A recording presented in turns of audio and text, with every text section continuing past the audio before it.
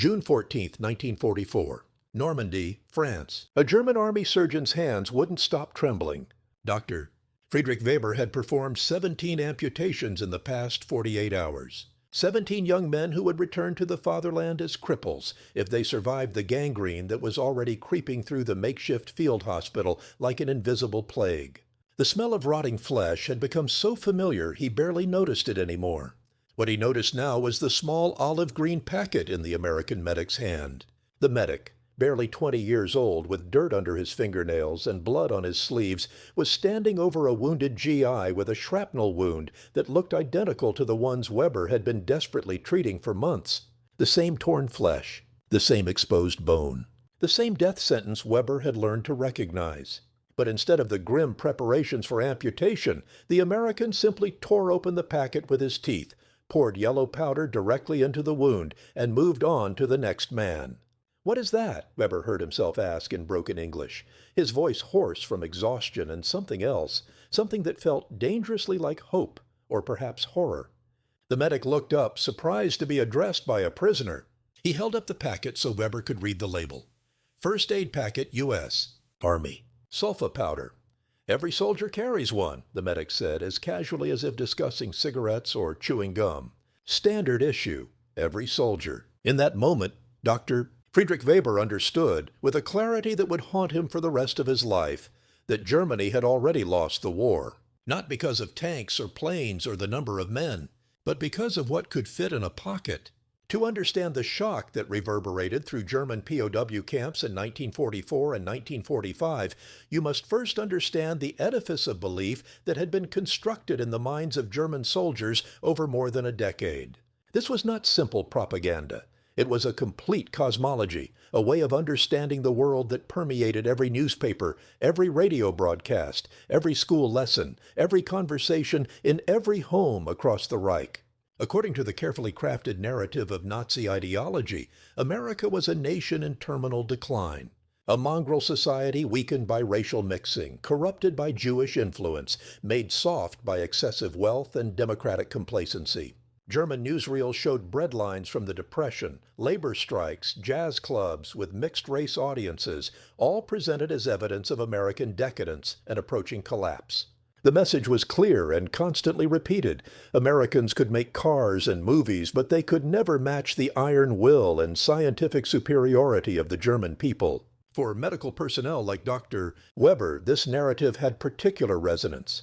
German medicine had long been the envy of the world. It was German scientists who had pioneered modern surgery, discovered X-rays, identified the tuberculosis bacillus, developed the first chemotherapy drugs. When Weber had attended the University of Heidelberg in the 1930s, his professors spoke with undisguised contempt of American medical education, superficial, commercialized, lacking the rigorous theoretical foundation of German training. The irony that would soon destroy this confidence was already taking shape in a series of laboratories across America and Britain. But in 1944, as Weber treated his 17th amputation of the day, he had no way of knowing that the world had fundamentally changed. The German medical system, for all its theoretical sophistication, was collapsing under the weight of total war. By mid-1944, supplies that had once been routine were now precious rarities. Morphine was so scarce that it was reserved only for the most extreme cases. Many soldiers had limbs amputated while biting down on leather straps, their screams echoing through field hospitals that lacked even basic anesthetics. Bandages were washed and reused until they fell apart. Surgical instruments, once sterilized after every use, were now simply wiped clean and used again and again. But the most devastating shortage was in the realm of infection control. Before the war, German military medicine had relied on the same sulfonamide drugs that had revolutionized treatment of bacterial infections in the late 1930s. These sulfa drugs could stop many infections before they became life-threatening. However, the complex chemistry required to produce them in large quantities had proven beyond the capacity of Germany's war-strained industrial base. By 1944, sulfa drugs were so rare in German military hospitals that doctors hoarded them like gold, administering them only to officers or cases deemed critical to the war effort.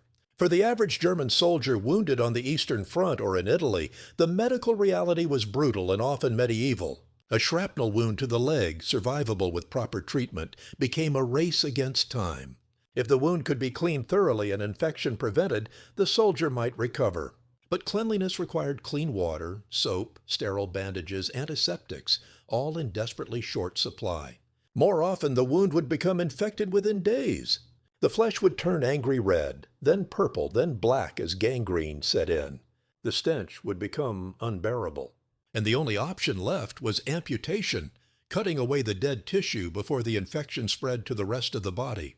Even amputation offered no guarantee. Without antibiotics, post-surgical infections were common. Sepsis, blood poisoning, killed slowly and agonizingly. Weber had watched strong young men who had survived artillery barrages and machine gun fire waste away over the course of weeks as their bodies fought, losing battles against invisible bacterial invaders. In this context, the German military's obsession with immediate field treatment made desperate sense. Wehrmacht doctrine emphasized that soldiers should treat their own wounds as quickly as possible before infection could take hold. Each German soldier carried a basic first aid kit, a bandage, some gauze, perhaps a small amount of iodine if supplies permitted. But even this simple kit was often incomplete by 1944, as the logistical system strained to deliver ammunition and food to the front lines. The psychological impact of this medical collapse on German soldiers cannot be overstated. These men had been raised to believe in German technical superiority, German organizational genius, German mastery of science. They had been told that their enemies, particularly the Americans, were weak, disorganized, incapable of matching German discipline and efficiency. And yet here they were, dying not from enemy bullets, but from the wounds those bullets caused, dying from infections that could be prevented if only the Reich could provide them with the medicines its own scientists had helped develop. The cognitive dissonance was profound. How could the master race be unable to produce enough bandages? How could the nation that had invented modern chemistry be unable to manufacture sufficient quantities of sulfa drugs? These were questions that few soldiers dared to voice aloud, but which gnawed at the foundations of their belief. It was into this world of scarcity, suffering, and slowly dawning doubt that American medical logistics arrived like a thunderbolt from a different universe. June 16, 1944, 2 days after Dr. Weber's capture. Temporary POW holding area, Utah Beach. The wounded German prisoners had been segregated from the main camp and placed in a large tent that smelled of canvas and sea salt. Weber had expected to be left there to die, or at best, to be treated with the same careless brutality that German camps showed Allied prisoners. He had been taught that Americans, beneath their civilized veneer, were capable of any atrocity. Instead, he watched American medics move through the tent with a systematic efficiency that looked almost choreographed. They weren't hurrying, weren't panicking, weren't making the desperate triage decisions he had been forced to make for months. They simply moved from patient to patient, administering treatment with an almost casual competence. The wounded Americans and wounded Germans were being treated identically. This itself was shocking. Weber had expected the Germans to be neglected, left for last, given minimal care. But what truly captured his attention was the nature of the treatment itself. He watched as a medic approached a German soldier, Obergefreiter Klaus Richter, Weber remembered, a 22-year-old from Bavaria with a badly infected leg wound. In a German field hospital, Richter would have been scheduled for immediate amputation. The infection had been spreading for 3 days. The flesh around the wound was discolored and beginning to necrotize. It was a textbook case for surgery. The American medic, whose name tag read Morrison, examined the wound briefly, then reached for a small glass vial and a syringe. He swabbed Richter's arm with alcohol, inserted the needle, and depressed the plunger. The entire process took perhaps 30 seconds. "What did you give him?" Weber asked, unable to contain himself. Morrison looked up, seeming to notice for the first time that he was being observed by a German medical officer. "Penicillin," he said, pronouncing the word with the casual ease of someone discussing something utterly routine.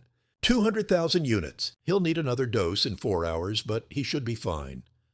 He should be fine. Weber felt his carefully constructed professional composure beginning to crack. He knew about penicillin. Every educated physician did. It was the miracle drug discovered by Alexander Fleming in London in 1928, a substance produced by mold that could kill bacteria without harming human tissue. German researchers had tried to develop it in the early years of the war, but had been stymied by the complexity of mass production. The last Weber had heard, penicillin was still an experimental treatment available only in tiny quantities, reserved for the most critical cases. And yet this American medic was using it, casually, routinely, on an enemy prisoner with a common infection. "How much penicillin do you have?" Weber asked, his voice barely above a whisper. Morrison shrugged. "Enough. They've been churning it out back home since '42. Every field hospital has supplies." "Why? Why?" The question seemed to come from a different universe, one where enough of a miracle drug was taken for granted. Over the following days, as Weber was moved through the American medical system, from the beach holding area to a proper field hospital, then to a larger facility inland, he began to understand the true scale of what he was witnessing. This wasn't a lucky exception or a propaganda show staged for prisoners. This was standard operating procedure for the entire American military medical apparatus. The numbers, when he learned them, seemed impossible. The United States had begun mass production of penicillin in 1943 using deep tank fermentation, a process that German scientists had considered theoretically interesting, but practically unworkable at scale. By D-Day in June 1944, American pharmaceutical companies were producing over 100 billion units of penicillin per month, enough to treat hundreds of thousands of wounded soldiers, enough to turn infections that would have been death sentences into minor inconveniences. But the penicillin, staggering as it was, represented only the most dramatic element of a medical logistics system that operated on principles foreign to everything Weber had been taught about warfare and national priorities. Every single American soldier, not just medics, but every infantryman, every tank crewman, every pilot, carried a personal first aid packet. Weber had seen these packets before, had even examined one that had been taken from a prisoner earlier in the war. But he hadn't truly understood what he was looking at. The packet was small enough to fit comfortably in a breast pocket, sealed in waterproof packaging that could survive being submerged, dropped, or crushed. Inside was a sterile compress bandage, a roll of gauze, and, most critically, a packet of sulfa powder. Not a small sample, not a use-only-in-emergency amount, but a full therapeutic dose, sufficient to treat any wound the soldier might receive. The instructions printed on the packet were written in simple, clear language that assumed the soldier had no medical training whatsoever.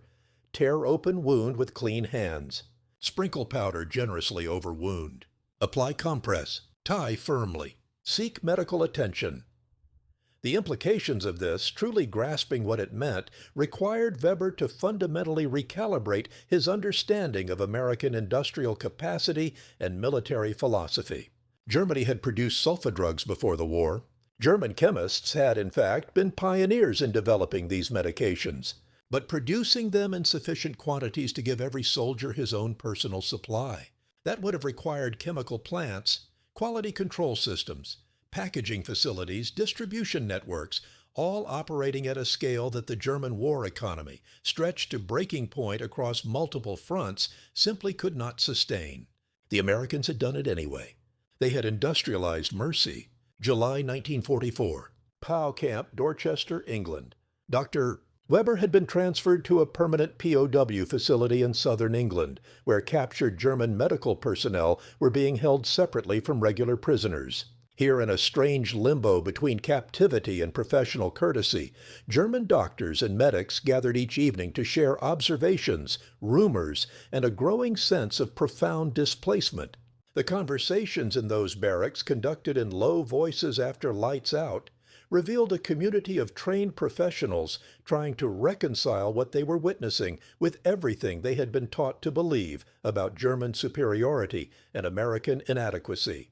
"I saw them throw away bandages," said Dr. Ernst Hoffmann, a surgeon who had been captured in France. "Used once and discarded. In Leipzig, we were washing bandages until they disintegrated. It's the penicillin that I can't understand," added Dr. Hans Müller, a pathologist. "Do you know what it would take to produce that much? The fermentation tanks alone would require more steel than our entire tank production for a month. And they're using it on everyone, officers and enlisted, Americans and prisoners, major wounds and minor infections." Weber had spent much of his time in the camp trying to calculate the numbers, trying to make sense of the arithmetic of the American medical system. He had access to some information through the Red Cross observers who visited periodically, and more from careful observation and occasional conversations with his captors. The picture that emerged was almost incomprehensible in its scale. Before the invasion of Normandy, the United States had stockpiled 2.3 million doses of penicillin in Britain alone. During the first month of the invasion, American military medical facilities treated over 80,000 wounded soldiers. The survival rate for wounded Americans was over 94%, a figure that would have seemed like fantasy to German military planners. In the Wehrmacht, a soldier with a serious wound had perhaps a 70% chance of survival, and that was before accounting for the infections that killed many who initially survived their injuries. But the numbers that truly shattered Weber's worldview had to do with the individual first aid packets. The United States had manufactured and distributed over 11 million of these packets by mid-1944. 11 million individual doses of sulfa powder, each in its own sterile packaging, each carried by a single soldier who might never use it, distributed across every theater of the war with a logistical precision that treated a life-saving medicine with the same importance as ammunition or rations.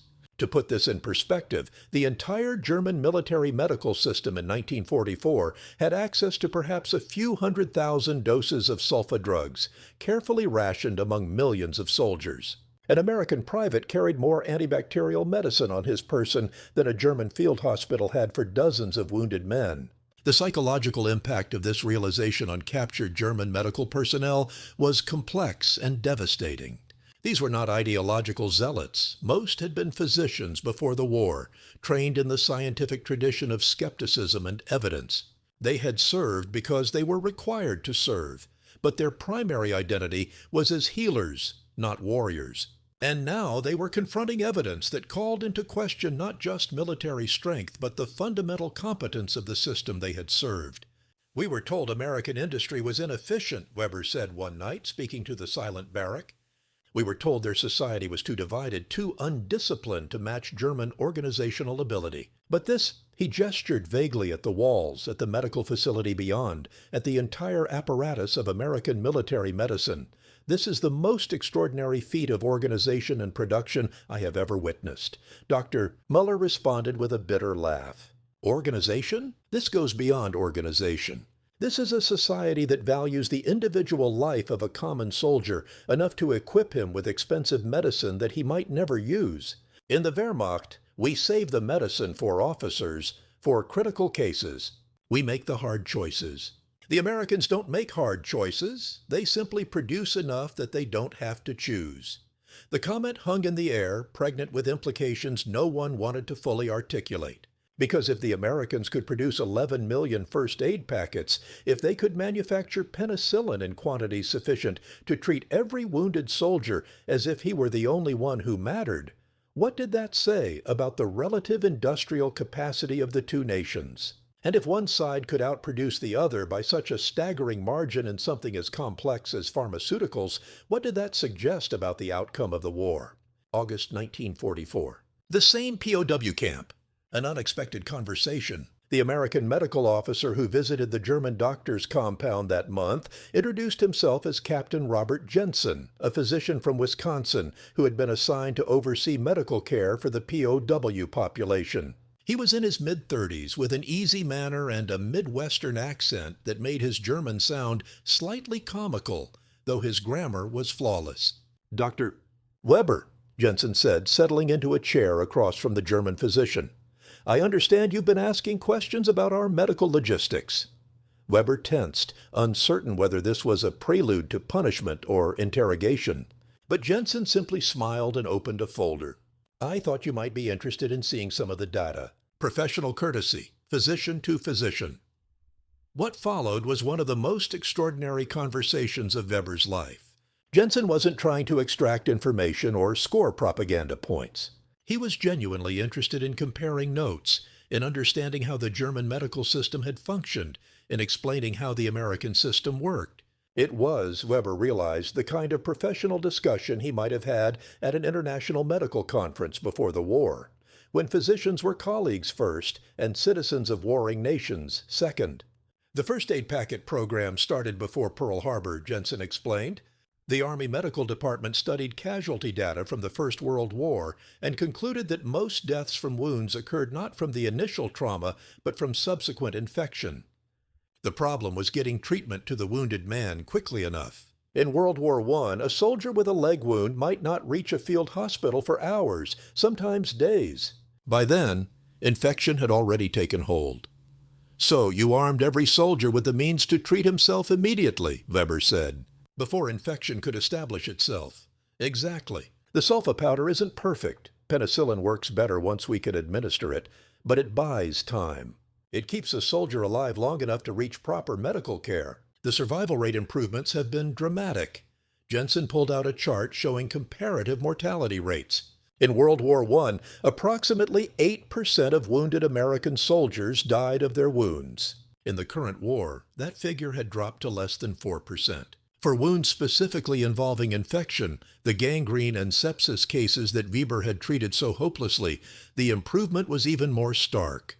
Deaths from wound infection had declined by over 70%. But the cost, Weber found himself saying. The industrial capacity required to produce so many packets, so much penicillin, surely this diverts resources from weapons production. Jensen looked at him with something like surprise. Doctor, Weber, the cost of saving a soldier's life is trivial compared to the cost of training and equipping a replacement. A first aid packet costs about 50 cents to manufacture. The sulfa powder inside costs maybe 20 cents. Compare that to the $26,000 it costs to train an infantryman, or the months of experience that can't be replaced at any price. From a purely practical perspective, spending a few dollars to keep trained soldiers alive and in the fight is the best investment the military can make. This was a way of thinking about warfare that Weber had never encountered in the Wehrmacht. German military doctrine accepted casualties as inevitable, even necessary elements of conflict. The focus was always on the collective, on the mission, on the strategic objective. Individual soldiers were, in the final analysis, expendable components of the military machine. Their deaths were regrettable but acceptable if they served the greater purpose. But here was Jensen speaking matter-of-factly about a military philosophy that placed enormous value on preserving individual lives, not out of sentiment, but because it made strategic sense. Because America's industrial capacity was so vast that it could produce both overwhelming quantities of weapons and overwhelming quantities of medicine.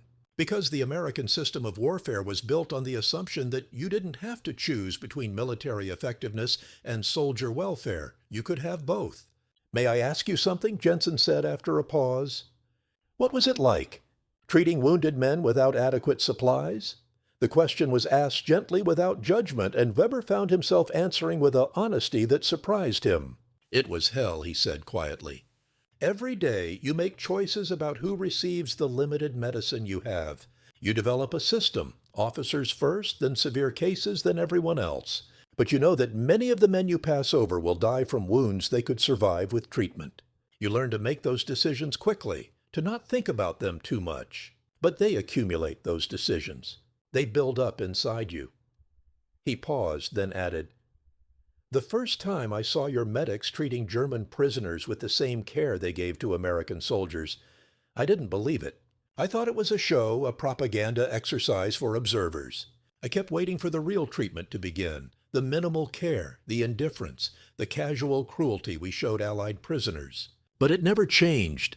You treated us as if we were your own men. Jensen nodded slowly. The Geneva Convention requires it, of course. But beyond that, we're physicians, Dr. Weber. The oath we took doesn't have exceptions for nationality. In that moment, Weber understood something that would reshape the rest of his life. The Americans had won the war not because they were more brutal or more willing to sacrifice, but because they had built a system that was simultaneously more humane and more effective. They had industrialized not just weapons production, but compassion itself, creating a military medical apparatus that could deliver sophisticated care to millions of soldiers across multiple continents. It was a feat of organization and production that the Nazi state, for all its pretensions to efficiency and modernity, had never even attempted. September 1944. Letters home. By late summer, German POWs in camps across Britain and France had begun to receive limited mail privileges. The letters they wrote home, carefully censored by camp authorities, nevertheless carried coded messages of what they were witnessing. Obergefreiter Klaus Richter, the Bavarian soldier whose leg Weber had expected to amputate, wrote to his mother, "The food here is adequate, and they have been kind about my wound. The doctor says I will keep my leg, which I had not expected. Tell Father that the reports about American material abundance were not exaggerated, not exaggerated." In the carefully neutral language of a censored letter, this was a revolution in understanding. Dr. Ernst Hoffmann wrote to his wife, a fellow physician in Hamburg, "I have been learning much about advances in antibiotic therapy that our journals did not cover. When I return, there will be much to discuss about treatment protocols for wound infections. The progress made in the past 2 years has been extraordinary. Between the lines, everything we thought we knew was wrong." These letters and thousands like them began to circulate through Germany, carried by postal systems already strained by war, read by families desperate for any news of captured relatives, discussed in whispered conversations in the ruins of bombed cities. They contributed to a growing realization among German civilians that the war was not simply going badly, but that Germany had never possessed the resources or capability to win it. By the winter of 1944-45, as the Allies pushed into Germany itself and more German soldiers were captured, the flow of information became a flood. POWs were being processed through American field hospitals by the thousands, and each one witnessed the same systematic excellence in medical care.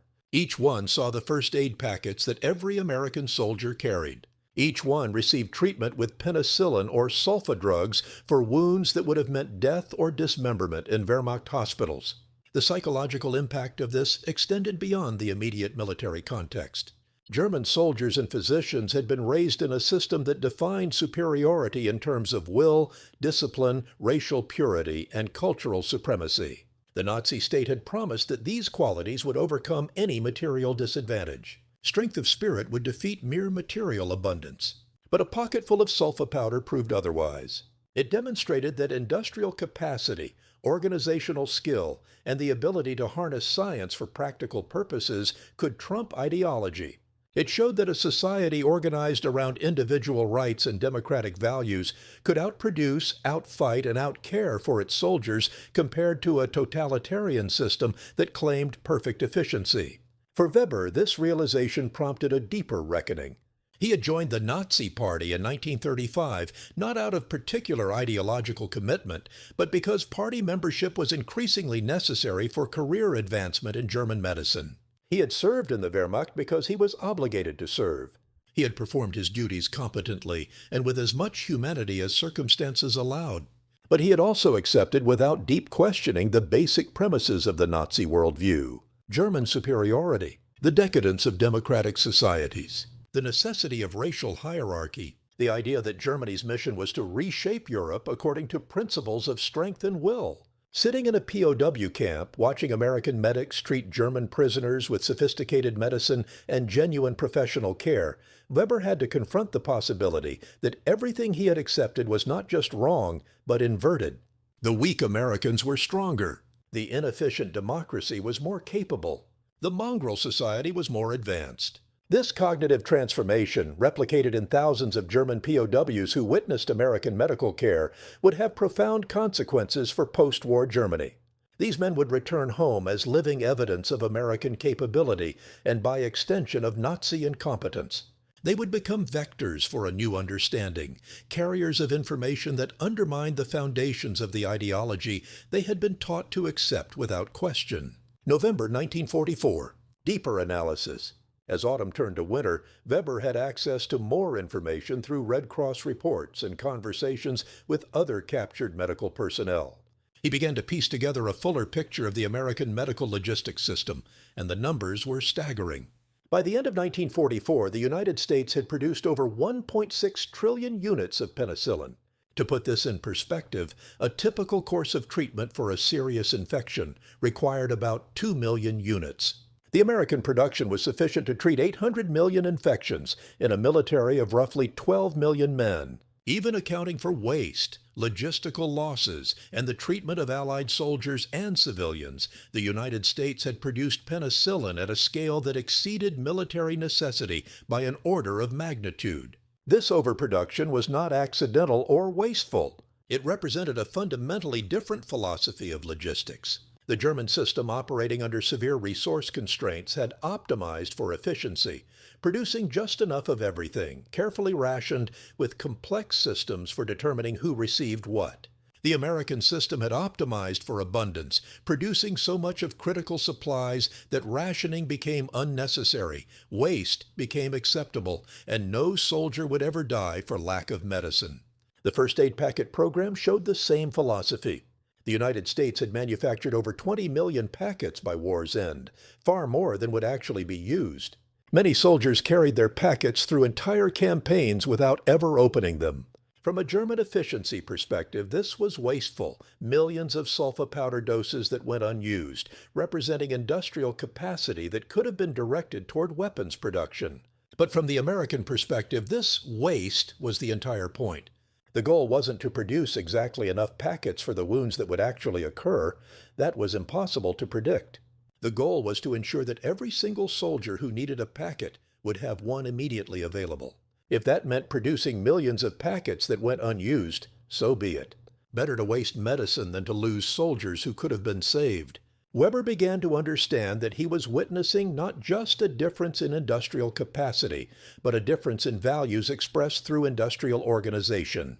The American military had taken the principle that every individual soldier's life had value and had encoded it into their logistics system at a fundamental level. The production of penicillin, the distribution of first aid packets, the extensive medical evacuation system, all of these represented enormous investments of resources into preserving individual lives. This stood in stark contrast to the German system, which Weber now recognized had been built on an implicit acceptance of human disposability. German military medicine had been excellent when resources were available, but the system had no mechanism for ensuring those resources remained available at scale. When choices had to be made between producing medicine and producing weapons, weapons won. When choices had to be made between treating all wounded soldiers and treating only the most critical cases, triage systems formalized the abandonment of the less critical. The Americans had designed a system that refused those choices. They produced both weapons and medicine in overwhelming quantities. They treated all wounded soldiers, American and enemy, with equal care. They built redundancy and abundance into their logistics rather than efficiency and optimization. And they had done all of this while simultaneously outproducing Germany in tanks, planes, ships, ammunition, and every other category of military material. February 1945, a conversation that changes everything. Late in the winter, Weber was approached by an American chaplain named David Steinberg. Steinberg was a rabbi from Brooklyn, assigned to provide religious services for Jewish POWs and to serve as liaison with captured German Jewish refugees. But his visit to Weber had a different purpose. "Dr. Weber," Steinberg said, sitting down across from him in the camp's small library, "I've been reading your file. It says you worked at a civilian hospital in Munich before the war. Is that correct?" Weber nodded, uncertain where this was going. "Did you ever treat patients from Dachau?" The question landed like a physical blow. Dachau, the concentration camp just outside Munich. Weber felt his throat tighten. We sometimes received prisoners who had been injured in work accidents, industrial incidents, falls, that sort of thing." "And what condition were they in?" Weber looked away. "Malnourished, often showing signs of disease. Tuberculosis was common, typhus. We treated their immediate injuries and sent them back. Did you ask questions about why they were in such condition? We were told not to. We were told it was a labor camp for enemies of the state, that the conditions were harsh but necessary." Steinberg was quiet for a long moment. Then he said, "Dr. Weber, I'm going to tell you something that's not widely known yet, but which you'll learn soon enough. As Allied forces advance into Germany, they're discovering camps, not labor camps, extermination centers, places designed to murder civilians systematically, Jews, Roma, political prisoners, homosexuals, disabled people. The numbers are, I don't have adequate words. We're talking about millions of people murdered in an industrialized process. Weber felt the room spinning.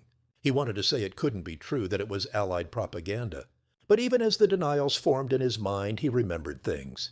Patients who disappeared, whispered conversations among hospital staff about special programs, the gradual removal of Jewish physicians from the medical profession, the cold efficiency with which certain populations had been deemed expendable.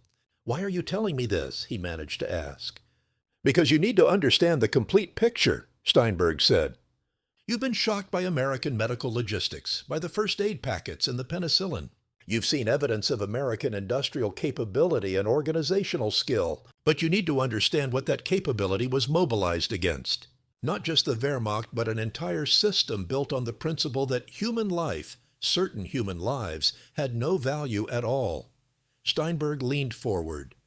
"The United States produced 11 million first aid packets to save the lives of soldiers. Your government built camps to efficiently murder millions of civilians. Both represent extraordinary feats of industrial organization. Both represent societies committing enormous resources to carefully planned goals. Do you understand the difference?" Weber did. With a clarity that felt like ice water in his veins, he understood. The same organizational capacity, the same industrial might, the same attention to logistics and detail, all applied to opposite ends. The Americans had industrialized mercy. The Nazis had industrialized murder. The small packet in every soldier's pocket was evidence not just of American material strength, but of a fundamental moral orientation that valued preserving life. The camps, whose full horror Weber was only beginning to grasp, were evidence of a moral orientation that treated human beings as problems to be solved through elimination. He had served a system that put meticulous planning into genocide while allowing its soldiers to die from infected wounds for lack of basic medicine. He had been part of an apparatus that could organize the transportation of millions to death camps, but could not organize the production of sufficient antibiotics to treat its own military. The shame of this realization would stay with Weber for the rest of his life. 1946. Germany in ruins. A surgeon returns home. "Doctor, Friedrich Weber was repatriated to Germany in the spring of 1946. He returned to a country that was physically destroyed and spiritually annihilated. The Germany he had left, the confident, ordered, efficient Reich that believed in its own superiority, no longer existed. In its place was a landscape of rubble, hunger, displaced persons, and a population grappling with the enormity of what had been done in their name." Weber eventually returned to medical practice, working in the ruins of Munich's civilian hospital system. He never spoke publicly about his time as a POW or about what he had witnessed, but he carried the lessons of that experience into everything he did. He insisted on meticulous hygiene protocols, even when supplies were scarce. He advocated for equal treatment of all patients, regardless of background. He was among the first German physicians to adopt American medical protocols for infection control. And he trained a generation of younger doctors in the principle that every patient's life had equal value, that medicine's purpose was to preserve life without distinction or hierarchy. His small office in a partially rebuilt wing of the hospital contained few decorations, but on his desk in a frame he kept a single artifact, an American military first aid packet, unused, still in its original olive green wrapper. No one ever asked him about it, and he never volunteered an explanation. But sometimes late in the evening after the clinic had closed, Weber would hold the packet in his hands and remember. He would remember the trembling that had seized him that day on Utah Beach when he first understood what it meant. He would remember the arithmetic of abundance that had seemed like sorcery. He would remember the shame of realizing that the enemy he had been taught to despise was more capable, more humane, more fundamentally decent than the system he had served. The packet weighed perhaps 2 ounces. It had cost 50 cents to manufacture. It contained a few ounces of sulfa powder, a compress, a bandage. In physical terms, it was nothing, a disposable item, mass-produced and forgotten. But in symbolic terms, it was everything. It was proof that industrial civilization could be marshaled for preservation rather than destruction. It was evidence that a society's true strength lay not in its ideology or its will to power, but in its capacity to value and protect individual human lives. It was a reminder that the moral architecture of a nation revealed itself not in its propaganda or its grand proclamations, but in the small, practical decisions about what every ordinary person deserved to carry in their pocket. The story of the first aid packet and the penicillin that shocked German POWs rippled outward in ways that would shape the post-war world in unexpected directions. In the immediate aftermath of the war, captured German medical personnel became crucial witnesses to the transformation of German medical education. Men like Weber, who had seen American protocols firsthand, became advocates for adopting American standards of care, American approaches to medical logistics, American principles of patient equality. The reconstruction of German medicine, from the rubble of hospitals destroyed by Allied bombing and the moral ruin of complicity with Nazi atrocities, drew heavily on the lessons these physicians had learned as prisoners. By the 1950s, German medical schools were teaching case studies in American military medical logistics as examples of optimal organization. The principle of golden hour treatment, that rapid intervention in the first hour after wounding could dramatically improve survival rates, became standard doctrine, directly descended from the American first aid packet philosophy. The idea that every medical professional, regardless of rank, deserved access to life-saving medicine became enshrined in the rebuilt German healthcare system.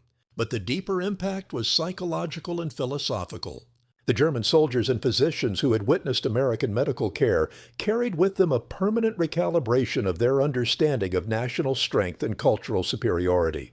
They had seen with their own eyes that the propaganda they had been fed was not just exaggerated, but inverted.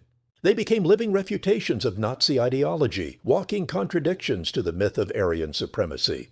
When Weber's grandson, Stefan, interviewed his grandfather in the 1980s for a university oral history project, the old physician struggled to explain what the experience had meant. "You have to understand," Weber said, his hands, still surgeon's hands despite his age, folded carefully in his lap. "We believed. Not everyone believed in the whole ideology, but we believed in German competence, German science, German organization. We believed that whatever else was happening, whatever questionable policies were being pursued, at least we were the best at what we did. The best engineers, the best chemists, the best physicians. That belief made it possible to look away from other things, to tell ourselves that the good outweighed the bad."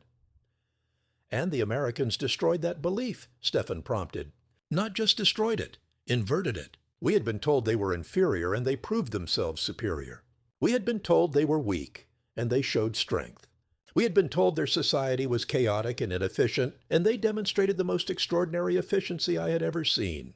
But the efficiency was in service of preserving life, not destroying it. That was the lesson I couldn't escape." Weber paused, looking out the window at the rebuilt Munich skyline, sleek, modern, prosperous, unrecognizable from the rubble he had returned to in 1946. "The packet," he continued, "represented a choice. America chose to invest enormous resources into ensuring that every soldier could save himself or his comrade. They chose abundance over scarcity. They chose to value individual lives over abstract goals. And they won because of it, not despite it. That was the lesson the Nazi state could never learn, because learning it would have meant admitting that the entire ideological foundation was wrong." In the decades after the war, the story of American medical logistics in World War II became the subject of extensive military and medical research. The statistics were analyzed, the protocols were studied, the innovations were incorporated into military doctrine around the world. The sulfa powder and penicillin that had shocked German POWs became historical footnotes, medical curiosities from an era before modern antibiotics made such interventions seem primitive.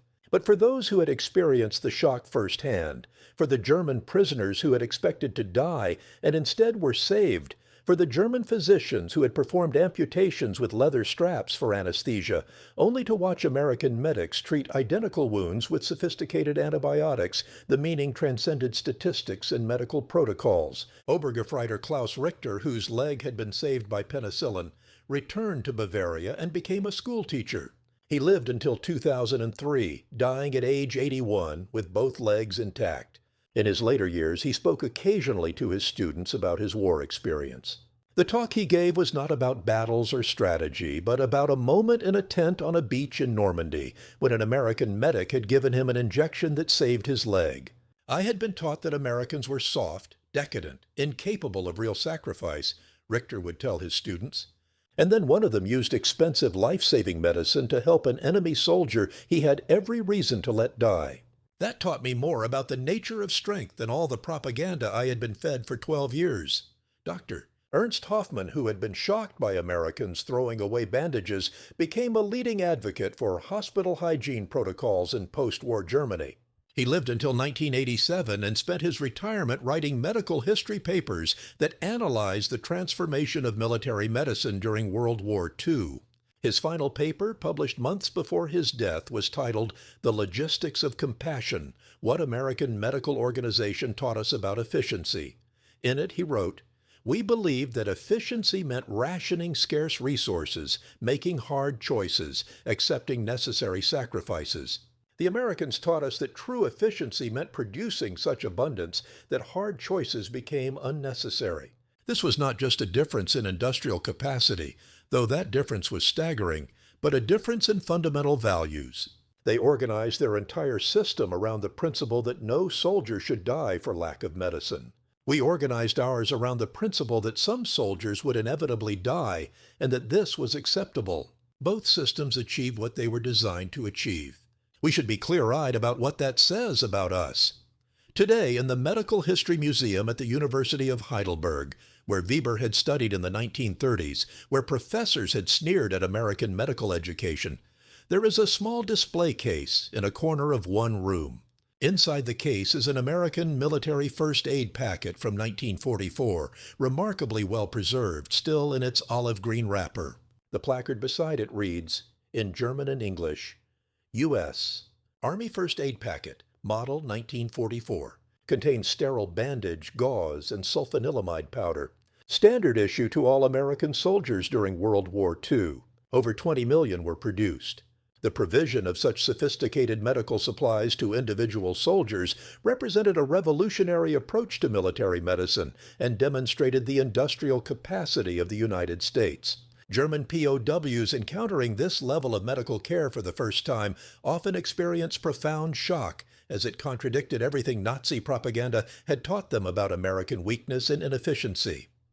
The placard does not mention Dr. Friedrich Weber, who donated the packet to the museum shortly before his death in 1989. It does not mention the trembling hands on Utah Beach, the amputations performed without anesthesia, the slow realization that an entire worldview had been built on lies. It does not mention the shame, the transformation, the lifelong dedication to rebuilding a medical profession that had been complicit in atrocity.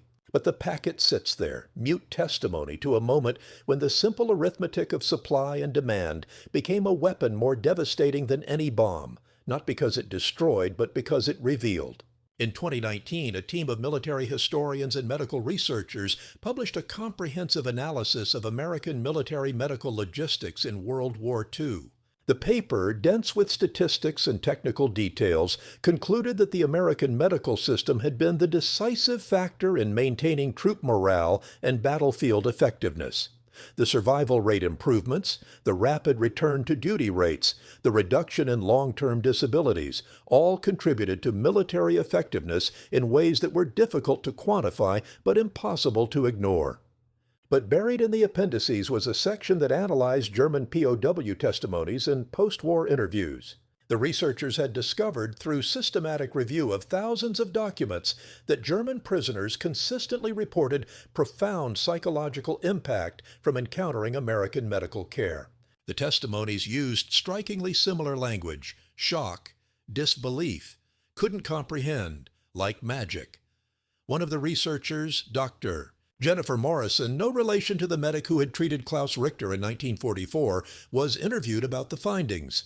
She was asked what she found most significant in the POW testimonies. "What struck me," she said, "was how many of them described it as a moral revelation, not just a tactical surprise. They didn't just realize that America had more resources. They realized that America had organized those resources around a fundamentally different set of values. The fact that every soldier carried medicine that could save him or his buddy, The fact that enemy prisoners received the same sophisticated care as American soldiers, this communicated something about American society that no amount of propaganda could convey. She paused, then added, "In a way, those first aid packets did more to defeat Nazi ideology than any number of bombs or bullets, because they proved, in the most concrete way imaginable, that a democratic, pluralistic society could be more competent, more effective, and more humane than a totalitarian one." That was the lesson that stayed with those German POWs for the rest of their lives.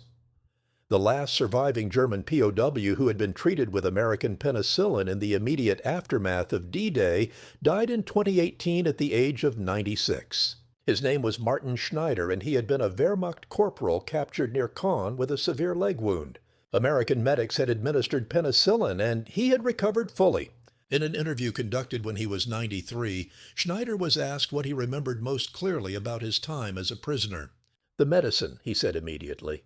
"They gave me medicine that I knew was expensive, that I knew was in limited supply, and they gave it to me, an enemy soldier, without hesitation. I asked the medic why, and he looked at me like it was a strange question. 'Because you need it,' he said, as if that was the only reason necessary."